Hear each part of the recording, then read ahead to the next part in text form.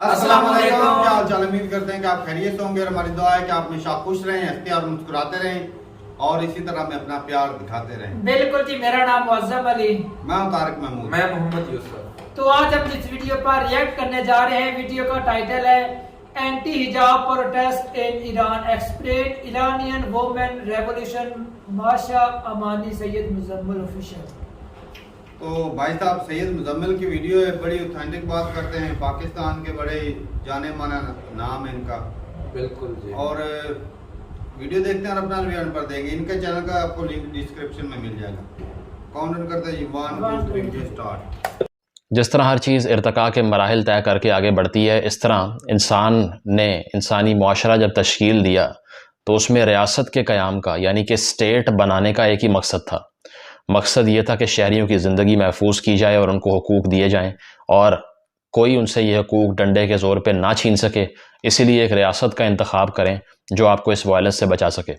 लेकिन अनफॉर्चुनेटली ऐसी रियासतें भी दुनिया में एग्जिस्ट करती हैं जो कि बज़ाते ख़ुद अपने ही हाथों से अपने शहरियों को, अपने सिटीजन्स के गले घोंटती हैं, उनको मारती हैं, उनका खून करती हैं, कत्लेआम करती हैं और उनके राइट्स छीन लेती हैं।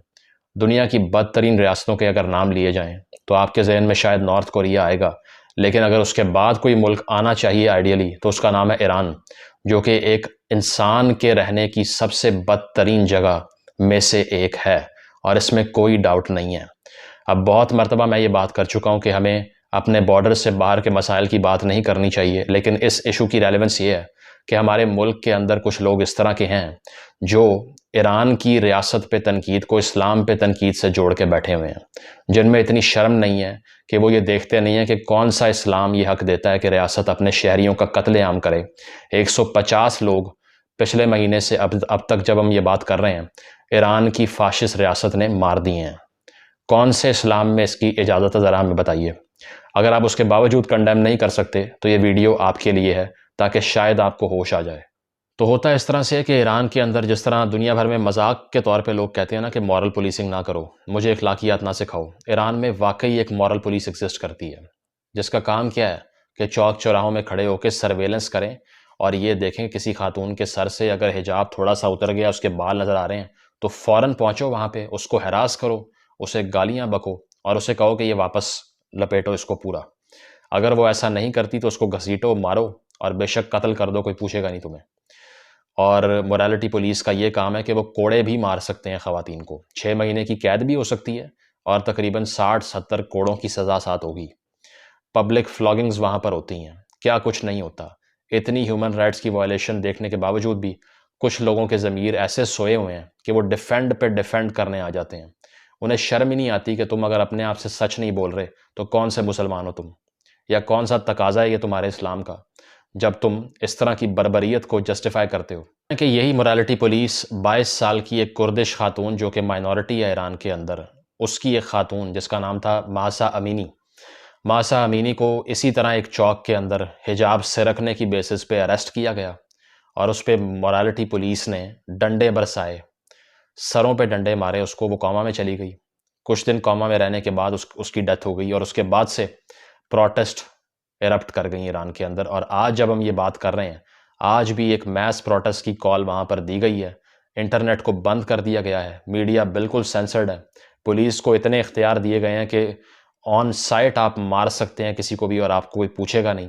पिछले हफ्ते तकरीबन 91 लोग जाहिदान के सूबे के अंदर पुलिस ने मारे, स्ट्रेट फायर करके, जो सिर्फ अपने हकूक़ मांगने के लिए बाहर आए थे। 16 सितंबर से इन मुजाहरों का सिलसिला जारी है और 2019 में भी इस नौयत के मुजाहरे हुए थे और उससे पहले भी बहुत बार हो चुके हैं। 1979 की सो कॉल्ड ईरानियन रेवोल्यूशन, जिस पे आज भी बहुत से लोग यहाँ भंगड़े डालते हैं, वो असल में मर्दों की ख़वातीन के ख़िलाफ़ रेवोल्यूशन थी, क्योंकि वो आने के फ़ौरन बाद आपने ख़वातीन के ड्रेस भी चूज़ करना शुरू कर दिए, पब्लिक स्पेसेस भी लिमिट कर दी उनके लिए। आपने ये भी लेजिस्लेट कर दिया कि कोई खातून ग्राउंड में, स्टेडियम में जाके मैच नहीं देख सकती। उसकी वजह यह है कि वहाँ पर वो ये ना हो कि किसी और को सेक्सुअली इंस्टिगेट कर दे वो। इसके अलावा साइकिल चलाने पे बैन लगाया हुआ है और उस पे फतवा क्या दिया कि अगर आप साइकिल पे बैठते हैं, कोई खातून साइकिल चलाएगी तो वो हो सकता है कि किसी को सेक्सुअल इन्विटेशन आ जाए उससे। जबकि इस्लाम की तारीख में ख़वातीन घोड़ों पे सवारी किया करती थी भाई, ये कौन सा प्रो मैक्स इस्लाम है जो तुमने इंट्रोड्यूस करवा दिया? एक साइकिल तक चलाने की परमिशन नहीं दे सकी जो रियासत एक औरत को, क्या उसका तबाह हो जाना आइडियल नहीं है? क्या हमें और आपको सपोर्ट नहीं करना चाहिए कि ऐसी रियासतें बर्बाद हों और तबाह हों, ताकि वहाँ पर इंसानों के रहने का मुआशरा बन सके? इसके बावजूद अगर आपको लगता है कि ये जो सब कुछ हो रहा है ये होना चाहिए, तो फिर अपने मुल्क में भी यही होना चाहिए। पाकिस्तान का डायलमा ये है, इनकी हिपोक्रेसी ये है कि इनको तालिबान पसंद हैं अफ़गानिस्तान के अंदर, और इसके अलावा इस तरह की रियासतें इनको ईरान के अंदर पसंद हैं। जब आपके ऊपर ऐसे कानून का नफाज होगा तब आपकी चीखें आसमान तक जाएंगी। कोहाट तक जब तालिबान पहुंच गए थे आज से चंद साल पहले, ऑपरेशन से पहले, अब दोबारा आ रहे हैं खैर से, सवात में तो आ भी चुके हैं, तो आप लोगों की चीखें आसमान पर जा रही थी। लेकिन जब तालिबान काबुल पे अटैक करके जीतते हैं काबुल को, आप लोग मिठाइयाँ बांटते हैं यहाँ पे। तो दूसरों के लिए भी उसी चीज़ का इंतखाब करो जिसका अपने लिए करते हो। पुलिस ने इसके अलावा तकरीबन 40 तलबा को तेहरान यूनिवर्सिटी से उठाया है और एबडक्ट करके गायब कर दिया है, और स्ट्रिक्ट ऑर्डर्स हैं कि जिस किसी को भी एहतजाज करता पाओ उसको गिरफ़्तार कर लो।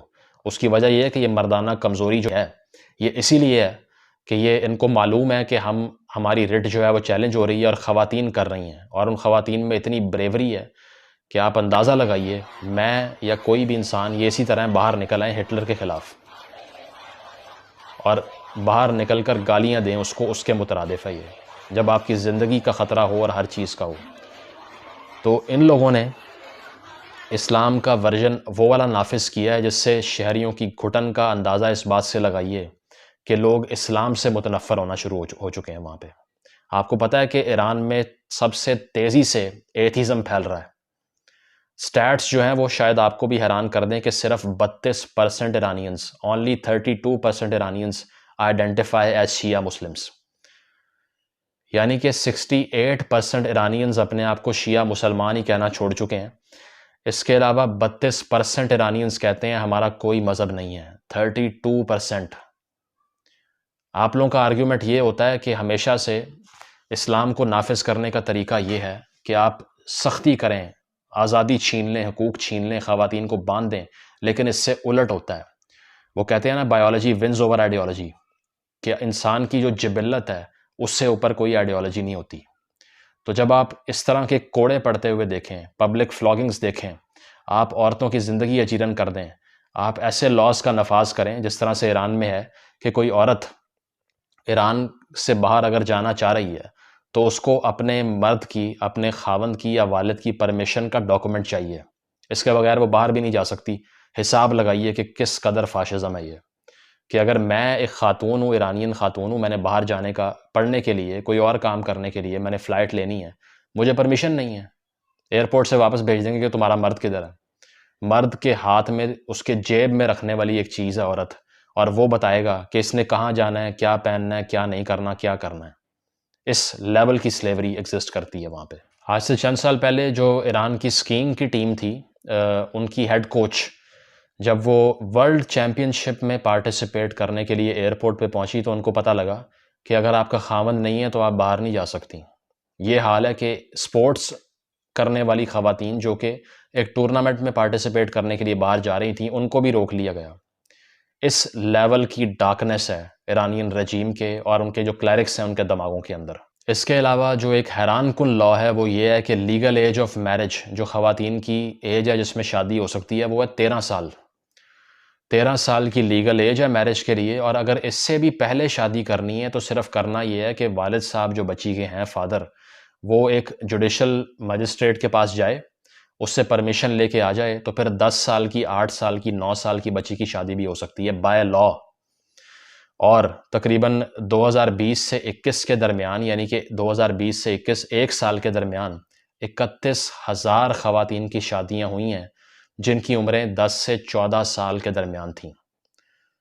दोबारा सुने, 10 से 14 साल के दरमियान एक साल में 31,000 ख़वातीन की शादियां हुई हैं। चाइल्ड मैरिजेस को प्रमोट करने वाली रियासत, इसके ऊपर कर्सेस ना भेजी जाएं तो क्या किया जाए फिर आप बताएं। और बच्चों को उस एज के अंदर उनकी शादी कर देना जब शायद उनकी मेंटल ग्रोथ का जो एक प्रोसीजर होता है वो भी पूरा नहीं हुआ होता, अभी न्यूट्रिशन पूरी नहीं होती, अभी एजुकेशन पूरी नहीं होती, अभी उनका माइंड जो है वो सॉलिडिफाई नहीं होता, और आप उन बच्चों को शादियां करके आगे किसी मर्द के हवाले कर देते हैं। ये रियासत है जिसने ये कवानीन बना रखे हैं। इसके अलावा रेशल डिस्क्रिमिनेशन जो है वो इतनी आम है कि वहाँ पर जो बहाई कम्युनिटी है, बहाई मज़हब से ताल्लुक़ रखते हैं जो लोग, उनको परसिक्यूट किया जाता है। उनको आम कब्रिस्तानों में दफन करने की अपने मुर्दों को परमिशन नहीं है, जिस तरह पाकिस्तान में एक कम्युनिटी को नहीं दी जाती। तो ये हर मुल्क में ये कैंसर है इस तरह का, जहाँ पर इंसान की डेफिनेशन उसका फेथ होता है। अगर उसका फेथ रियासत को पसंद है तो ठीक है, अगर नहीं पसंद तो ना उसका कोई हक है, ना कोई कानून का दर्जा उसको दिया जा सकता है, ना कोई प्रोटेक्शन दी जाएगी। तो वो दफनाने के लिए मारे मारे फिरते हैं बेचारे।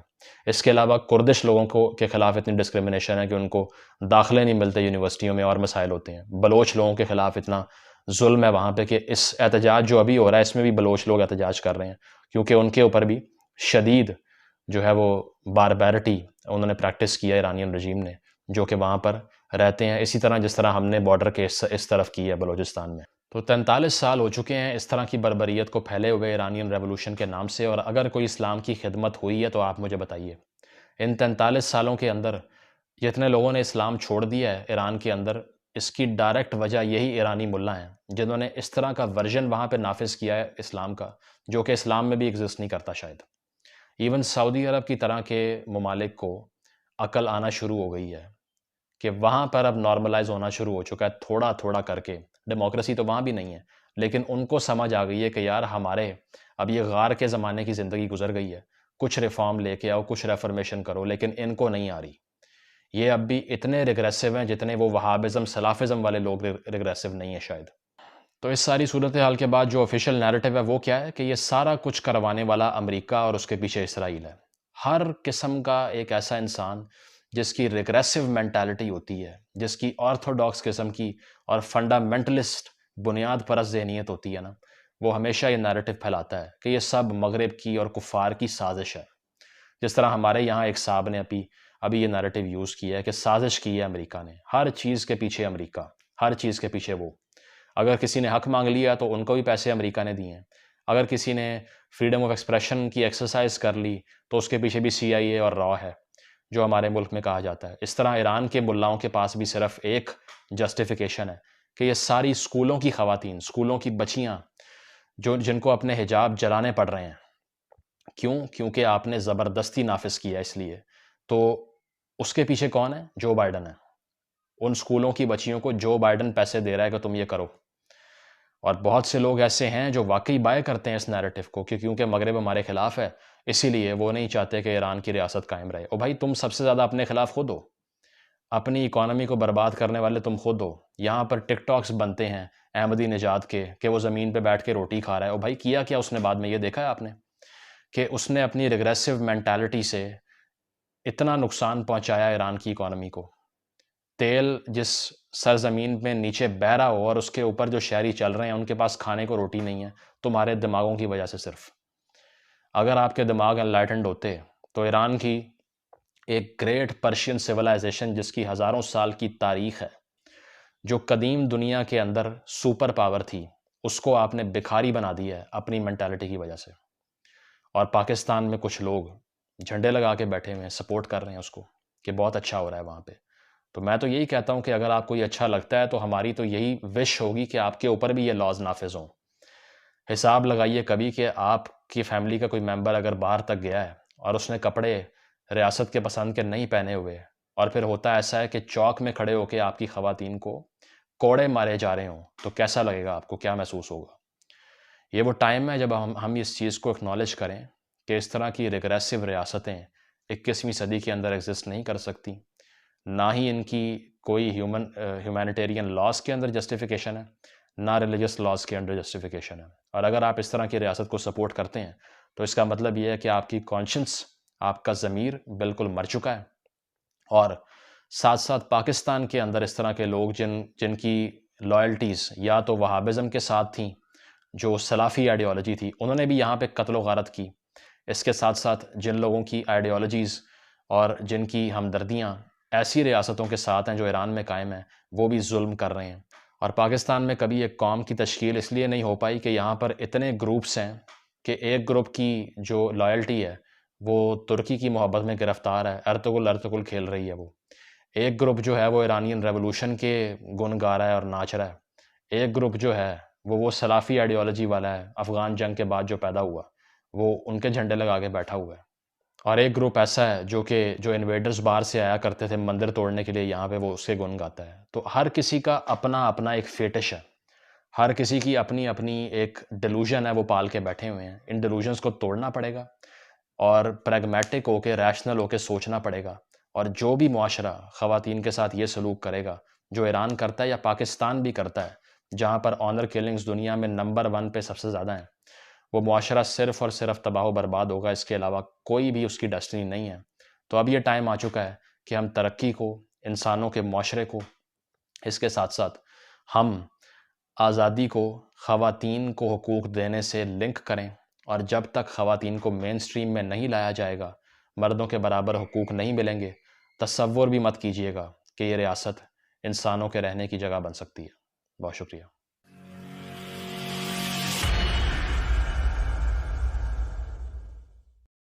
चलें जी, वीडियो ख़त्म हो गई। और क्या बात है सैयद मुजम्मिल की, जिस तरह उन्होंने एक्सप्लेन किया, आज़ादी के बगैर भाई कोई जीना नहीं होता। लेकिन जो है ना, बाकी ये है कि जो औरतों के साथ ईरान में किया जा रहा है भाई गलत है। बिल्कुल। अगर ये तो कोई बात नहीं कि भाई अगर रियासत बढ़ता अगर उनके है, लोगों के हुकूक छीनने लग जाए तो वो रियासत नहीं रहेगी। या वो कोई भी यार इतना तो मतलब कानून में गुंजाइश होनी चाहिए ना, गलती से भी तो हो जाता है। चलो कानून की पाबंदी लाजमी है हर फर्द पर, लेकिन भाई साहब ये लेकिन कुछ थोड़ा सा गलती से भी हो जाता है। इतना सा दुपट्टा सर से सरक जाना कोई इतनी बड़ी बात तो नहीं है। सही बात। और उसके बदले में उन्हें कोड़े मारना, उनकी जान ले लेना, ये बिल्कुल ही गलत भाई जुल्म है। इसी वजह से भाई बदनाम हो रहे हैं ऐसी से छोटी भाई लोग दीन छोड़ रहे हैं ना, लोग इस्लाम से नफरत कर रहे हैं इसी वजह से कि इतना जालिम दीन है। हालांकि दीन में ऐसा कुछ नहीं है, दीन उनके ऊपर उसको सख्त बना दिया है। इस्लाम में तो लचक ही बहुत ज्यादा है, इस्लाम में तो लचक ही बहुत ज्यादा है। और भाई साहब ये जो ईरान में हो रहा है, इस तरह औरतों के साथ जुल्म किए जा रहे हैं, उनको तो भाई जिस तरह आजादी है ही नहीं। पाकिस्तान की बात करें तो भाई साहब पाकिस्तान में भाई तमाम फोर्सों में, खेलों में मर्दों के शाना बेशाना औरतें हैं। तालीम के मैदान में अब तो मर्दों को पीछे छोड़ रही हैं। सही बात। अक्सर आप अपने गांव में देख लो, हमारे भी अक्सर जो है ना टॉपर जो है वो लड़कियां होती हैं। वो लड़कियां ही हैं। सही बात। तो जो मिलें फैक्ट्री वगैरह उनके अंदर भी काम है जिंदगी के हर शोबे में। पाकिस्तान में तो भाई जिंदगी साफ ज़ाहिर है मैन पावर बढ़ती है इससे। भाई साहब मैन पावर बढ़ती है, इनकम भी बढ़ती है, साफ ज़ाहिर है। मगर अब हमारे जो डेवलप कंट्री है वो इसी वजह से ही है। इंडिया लोग लागू कानून है, हर किसी को उसका पूरा हक दिया जाता है ताकि वो ना अपना हिस्सा कंट्री। भाई साहब इंडिया इसी वजह से तरक्की में है।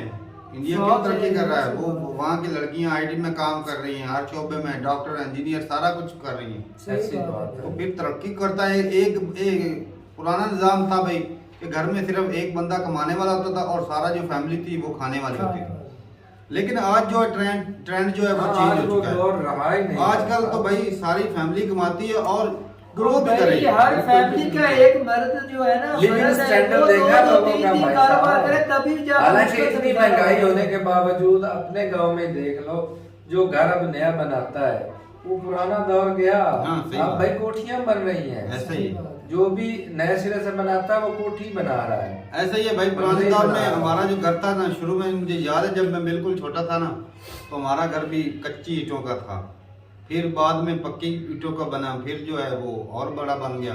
तो आस्ता आस्ता जब पैसा आता जाता है तरक्की होती जाती है। हालांकि करने वाला शुरू में मेरे वालिद थे, फिर भाई बड़े हो गए, वो भी करने लग गए और पैसा ज्यादा आना शुरू हो गया। तो ये बात खर्चे भी तो बढ़ जाते हैं, जितनी फैमिली बढ़ती है खर्चे भी तो बढ़ते हैं। हाँ ये बात। लेकिन सभी ये जो इंसान करता है, लेकिन उससे कंट्री भी तरक्की करता है। बिल्कुल ज्यादा पैसा कमाते हैं। पैसा जब भी गर्दिश में होता है तो मुल्क की तरक्की होती है। और बाकी भाई साहब जो है ना, जबरदस्ती कोई धर्म हो या जो कोई कंट्री हो, जहाँ पर भी किसी के साथ जबरदस्ती होगी वहां पर भाई आवाजें तो उठेंगी। जबरदस्ती नहीं करनी चाहिए। ये अब शुरू से ईरान ये में जो यार आप बहुत देख लो, सख्त अभी भी है, देख लो, नहीं नहीं बहुत सख्त है, यार, बहुत हमारे मुल्क में भी है ऐसे हमारे लोग, भी हैं, जो उनकी बिल्कुल। साइड लेते हैं, आप देख लेना। यहाँ वो पर शिया इधर- लोग हैं ना, हाँ, ज्यादातर इधर हमारे भी जो सख्त शिया है। लोग हैं, वो उनको सपोर्ट करते हैं भाई, भाई फंडिंग होती है जिस तरह वहाँ सुन्नी से, सुन्नी करते वही हैं। चला रहे हैं यहाँ पे इनको। जो शिया सुन्नी की जो लड़ाई होती है, वही करवाते हैं। या सऊदी अरेबिया सुन्नी को प्रमोट करता है और शिया को जो ईरान प्रमोट करता है, तुर्की भी करता है ना, वो भी सुन्नी वही है। ना। तो ये लगा जगह वजह है कि भाई लड़ाई झगड़े होते रहते हैं। बाकी जो जितने लोग उधर मारे जा रहे हैं वो भाई दुख वाली बात है कि भाई इंसानियत का तो गला घोटने वाली बात है। हकूक तो इंसानियत फिर वो इंसानियत के हकूक वो तो ऐसे ही है ना कि वो तो एक जैसे बादशाह है, गुलाम रखे हुए जो वो जैसे। कहेगा वही होगा, गुलाम। बाकी सारी दुनिया तो उसकी गुलाम है यार हैरानगी की बात आजादी है, या जमहूरियत वो तो कुछ भी नहीं है पुलिस वहाँ। को इतने हकूक दे रखे हैं भाई साहब। पुलिस किस लिए होती है? इतने तो लोगों की आर्मी के हिफाजत पास करने- नहीं होते भाई हकूक। और लोगों की हिफाजत करने के लिए होती है या मारने के लिए होती है? यार कमाल करते हैं। 92 लोग कहते हैं वो गली में वो फायरिंग करके मार दी और पुलिस इजाजत दे रखी जिसको चाहे मार दो। ये तो वो कहते हैं ना, अच्छा वो किसी का गुनाह हो या ना हो, जाति दुश्मनी की बिना पर इस तरह बोल के दिया, भीड़ जो भी चढ़ेंगे। प्रोटेस्ट करने निकलेगा बैर उसको लगा दो, चाहे वो जो भी हो। और यार, बाकी ये गलत सिस्टम है। बाकी भाई खेलों के मैदान में वो हस्बैंड की परमिशन बाकी जाना- भाई जब वो घर बकायदा से लिखत नहीं में- निकलने देते तो खेलों के मैदान में नहीं, उन्होंने खाक जाने देना वो है। लिखत में मांगते हैं, लिखत में वो अंगूठा लगा कर देगा या वो साइन करके देगा फिर जाके वो परमिशन। भाई साहब परमिशन होती है तभी तो वो जाके निकलती है, ऐसे थोड़ी निकल जाती है। अब यहाँ से नहीं तारक भाई लड़की जब देख लो, जाती जो है- लड़की वो चैंपियनशिप के लिए जा रही थी ना, हाँ। वो जो पहले खेलती रही है, वो घर की मर्जी के साथ ही खेलती रही है ना, घर वाले सपोर्ट करते हैं करते तभी तो रहते खेलता तभी है इतना बंदा। बड़ा वो ऊपर कर और सामने इंटरनेशनल अब लेवल जब पर जो है। बैर खेलने जा रही था परमिशन नहीं है उसको। भाई साहब ये पता नहीं किस तरह का जब कानून खेलते पढ़ाई हैं कर तो रहे घर हैं वाले लोगों को। सपोर्ट करते हैं। मैं असल कहता में था ना उन्होंने डर बना रखा है लोगों बहुत के ज्यादा। ऊपर ना, अपनी हुकूमत का जोर ताकत को उन्होंने मुसल्लत किया हुआ है। तरक्की भी तो तभी कर रहे हैं ना, हाँ, हमारी दुनिया में नाम यार है।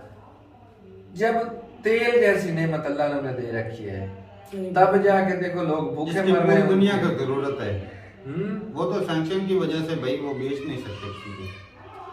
लेकिन वो जो लोग, चलो ये तो हिजाब वाली बात होगी, वो जो कुर्ते हैंगे उनको भी वो दफनाने की जगह नहीं देते। देख लो कितना जालिम कानून तो है। यहाँ पर भी तो जो हाँ, है वो हमारे है। मुल्क में भी है। और भाई साहब ये इंडिया में ओ, भी है। अब जहाँ पे है, शमशान भी घाट है। होगा वहाँ पर मुस्लिम को थोड़ी दफनाने देते हैं। हाँ। तो ये हर ये जगह मजहब पर के लिहाज से बटे होता है। वो जो मजहबी लोग हैं ना, मुस्लिम का हमारे जो कब्रिस्तान है मुसलमान वो अलग है, नहीं वो और जो दफनाने हिंदुओं का है वो अलग है। ये तो भाई हर जगह पे वो मेरे तो ख्याल में ऐसा मजहब ही है। के लिहाज से है। भाई साहब इसमें मुझे भाई पता नहीं, लेकिन इंडिया में कैसा, लेकिन शमशान घाट तो अलग है, वो तो जलाते हैं। हाँ, वो जलाते हैं। और दफन मुस्लिम तो जो करते हैं। कब्रिस्तान अलग होता है वो दफनाते हैं।